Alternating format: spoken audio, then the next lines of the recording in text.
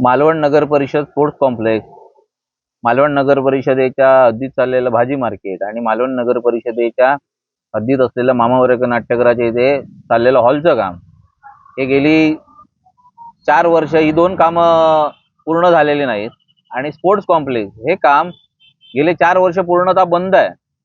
मग हे काम बंद असल्यामुळे जनतेला या ठिकाणी प्रश्न पडलाय की स्पोर्ट्स कॉम्प्लेक्सचं काम पूर्ण का झालं नाही. तर या ठिकाणी माझ्याकडे सगळी माहिती आहे.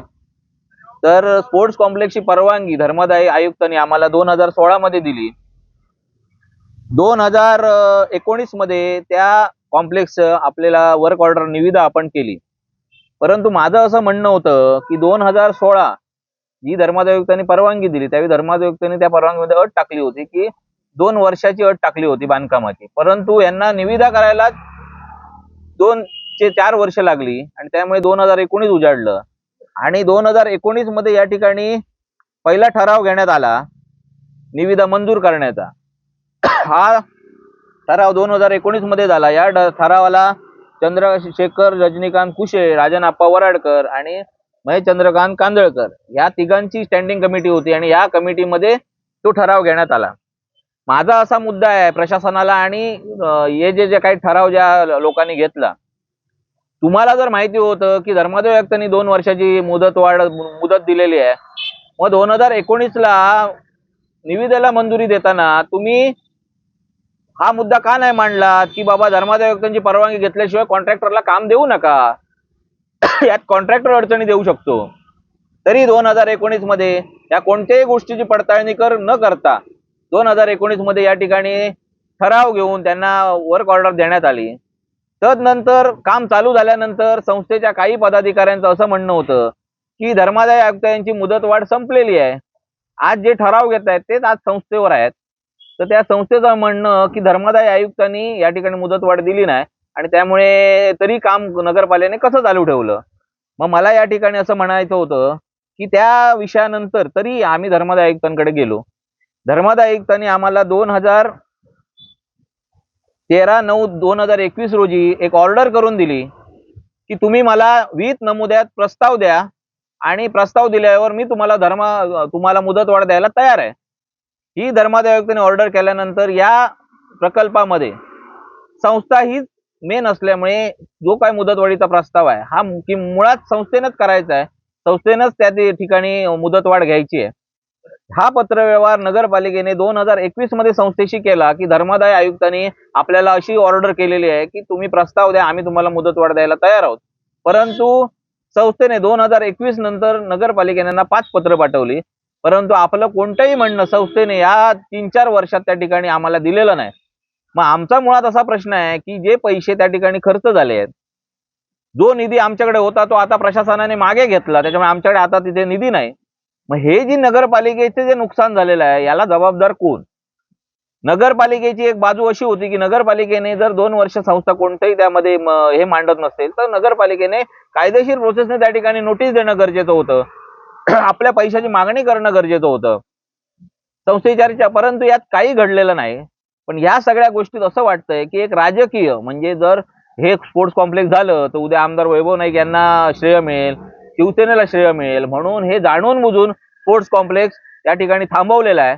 आणि या ठिकाणी आता सीओ आम्हाला भेटून गेले. त्यांचं म्हणणं आहे 22 तारीखला ते चर्चेला येणार आहेत.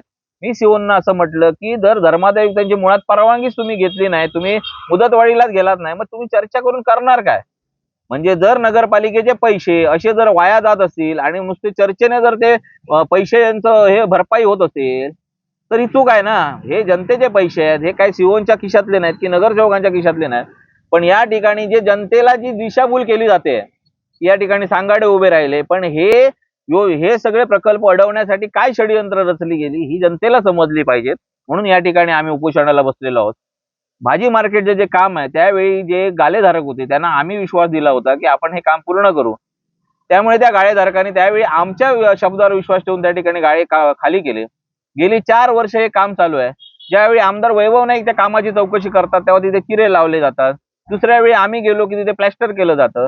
परंतु असं वर्षानुवर्ष जर प्लॅस्टर करायला, चिरे लावायला जर वर्षानुवर्ष जात असतील, आता आलेले सीओ परत आमच्याकडे मुदत मागतायत. पण आम्ही या ठिकाणी सांगितलेलं आहे की त्या कॉन्ट्रॅक्टरवर कारवाई करा आणि मगच आमच्या समोर या, तरच आम्ही हे उपोषण सोडू. आज नाट्यगृहाच्या वर हॉल चालू आहे. हा हॉल गेली 4 वर्ष चालू आहे. 1 वर्षाचा मुदत असताना त्याला 4 वर्ष चालू आहे. हा जर हॉल मुदतीत झाला असता तर सर्वसामान्यांना एसी मध्ये 10,000 रुपयात या ठिकाणी लग्नासाठी कार्यक्रमासाठी हॉल उपलब्ध झाला असता. नगरपालिका ही जनतेला सेवा देण्यासाठी आहे. त्या हॉलसाठी बँक मागत होती, पण आम्ही ती सेवा जनतेला देण्यासाठी त्या ठिकाणी हॉल केला. परंतु हा हॉल 4 वर्ष या हॉलचं काम या ठिकाणी अडचणीत आलेलं आहे आणि ते हॉलचं काम पूर्ण होण्यात मला वाटत नाही ते काम पूर्ण होईल. कारण आता जरी सीओ या ठिकाणी बोलले नाही तरी त्या हॉलच्या इस्टिमेटमध्ये काहीतरी गडबड यांनी केलेली आहे. त्याच्यामुळे ते पैसे आणि त्याचं काम ह्याच्यात काही बजेट बसत नाही असं त्यांचं म्हणणं आहे. पण ते ऑफिशियल आम्हाला या ठिकाणी सांगत नाहीत. सीओचं असं म्हणणं आहे, जर स्पोर्ट्स कॉम्प्लेक्सचं काम झालं नाही तर कॉन्ट्रॅक्टरवर कारवाई करतो. मी सीओनं सांगितलं यात कॉन्ट्रॅक्टरचा काही दोष नाही. 4 वर्ष पूर्ण झालेले असताना तुम्ही चुकीने त्याला वर्क ऑर्डर दिलीत, मग पहिलं तुमच्या अधिकाऱ्यांवर कारवाई करा. कारण ज्या अधिकाऱ्यांनी ही वर्क ऑर्डरसाठी सभागृहात ठेवली ठराव घेण्यासाठी, त्या अधिकाऱ्यांनी आधी याचा अभ्यास केला पाहिजे होता. दुसरं म्हणणं असं आहे की हे जे काही कॉम्प्लेक्सेस आणि हे जे काही भाजी मार्केटचं काम चालू आहे, ते 4-4 वर्ष जे काम चालू आहे त्याच्यावर तुम्ही कारवाई करत नाही. ते आपल्याकडे असलेले पैसे आहेत, आपल्याकडे चालू असलेलं काम आहे आणि ज्यात कॉन्ट्रॅक्टरचा संबंध नाही त्या कॉन्ट्रॅक्टरला त्या ठिकाणी कारवाई करण्याची धमकी सीओ या ठिकाणी देतात. मग ह्या भाजी मार्केटची सीआरझेडची परवानगी प्रलंबित राहिली, सीआरझेडच्या परवानगी शिवाय वर्क ऑर्डर झाली, सीआरझेडच्या परवानगी शिवाय बांधकाम तुम्ही चालू केलं, मग या दोष कोणाचा? मग यासाठी तुम्ही तुमच्या कर्मचाऱ्यांवर काय कारवाई करणार ते आधी आम्हाला सांगा. ह्या सगळ्या नगरपालिकेच्या चुकीने, नगरपालिकेच्या सगळ्या गोंधळ कारभाराने हे सगळे प्रोजेक्ट अडकलेले आहेत आणि जनतेला हे सांगायला जात नाहीयेत की हे प्रोजेक्टला अशा अशा अडचणी आहेत. म्हणून ह्या सगळ्या अडचणी जनतेला समजाव्यात. आम्ही लोकप्रतिनिधी म्हणून त्या ठिकाणी आमदार वैभव नाही खासदारांनी त्या ठिकाणी पैसे आणले.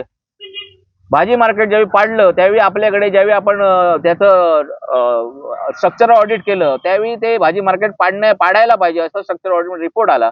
परंतु त्याच दरम्यान आमदार वैभव नाईकांनी तात्काळ त्याच्यासाठी पैसे आणले.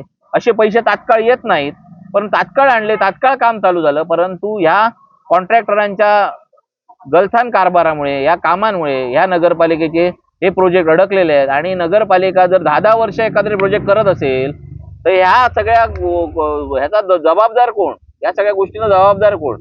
कारण एवढ्या तक्रारी करून जर कॉन्ट्रॅक्टर नगरपालिकेत येत नसेल, नगरपालिकेत भेटायला सीओ त्याला बोलवत नसतील, परस्पर बाहेर कुठेतरी भेटतात आणि आपली चर्चा करतात आणि कॉन्ट्रॅक्टरला अभय देतात, अशा पद्धतीचं काम या नगरपालिकेत चालू आहे. त्याच्यामुळे माझं असं म्हणणं आहे, या स्पोर्ट्स कॉम्प्लेक्समध्ये, या भाजी मार्केटमध्ये, ह्या हॉलमध्ये पूर्ण दोषी या नगरपालिकेचे कर्मचारी आहेत आणि यांच्यावर कारवाई करा. आणि ह्या सगळ्या गोष्टीचा भुर्दंड हा तुमच्या कर्मचाऱ्यांकडून आधी वसूल करा, अशी आमची यांच्याकडे मागणी आहे. जर आम्हाला यांनी कॉन्ट्रॅक्टरवर कारवाई केली हे लेखी स्वरूपात दिलं नाही, स्पोर्ट्स कॉम्प्लेक्स बाबत संस्थेबाबत यांनी संस्थेवर काय आता वकिला थ्रू काय त्यांच्यावर प्रोसेस केली आहे याची जर आम्हाला माहिती दिली नाही तर आम्ही या ठिकाणी हे उपोषण सोडणार नाही.